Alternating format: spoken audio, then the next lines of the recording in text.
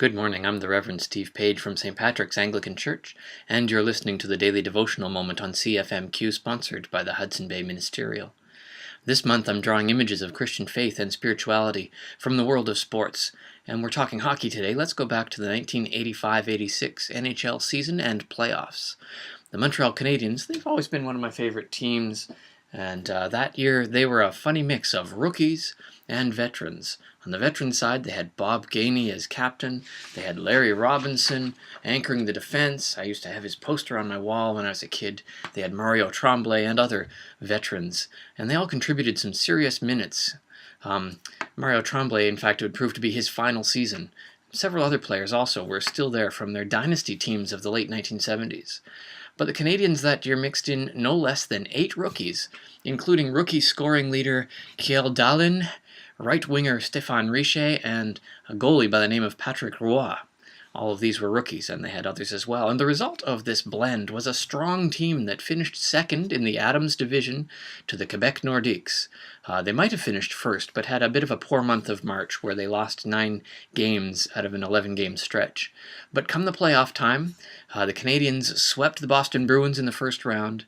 The Hartford Whalers, they pushed Montreal to a 7th and deciding game, but Montreal did advance, and then beat up on the New York Rangers in the semis and advanced to the Stanley Cup Finals that year. And there, they met the Calgary Flames, who had dropped the defending champ Edmonton Oilers in the quarterfinals. We talked about that just a little while ago.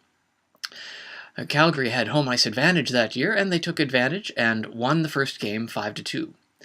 But Montreal took the next one in Calgary, 3-2 in overtime, quite a thriller.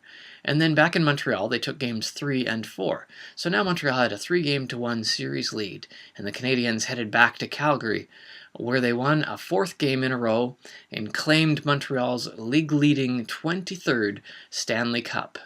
Maybe all those young rookie legs made the difference in that long slog through the 4 rounds of the playoffs. Well, that year the Canadiens found a perfect blend of youth and experience. Their veteran leaders kept things on an even keel even through a long late-season slump, and even when they dropped Game 1 of the finals. And then they could draw on the experience and wisdom of their veterans.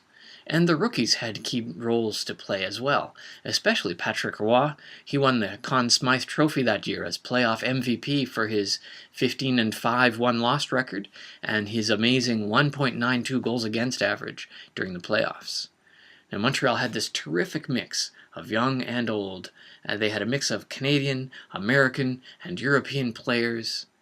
And just as they had a great diversity on their cup-winning team, so likewise does God want the church to have a wide diversity. That was the idea for God's people right from the start. Part of God's promise to Abraham back in Genesis 12, back when his name was only Abram, was, "I will bless those who bless you, and whoever curses you I will curse, and all peoples on earth will be blessed through you." That's in the beginning book of the Bible in Genesis. And the idea continues right to the end of the Bible. The last book, the book of Revelation, in chapter 5, says that Christ brought to God persons from every tribe and language and people and nation. You have made them to be a kingdom and priests to serve our God. The church is to be made up of people young and old, men and women, white and Cree, English and French, and much, much more. And of course it is around the world.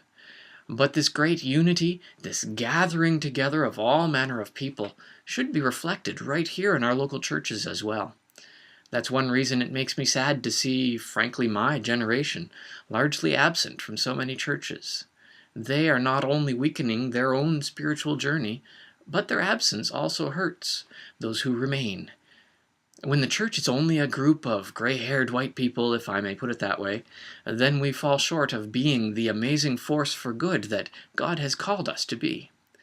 The body of Christ is missing a few important parts, and we need to mix the wisdom and experience on the one hand and the vigor and daring creativity on the other hand.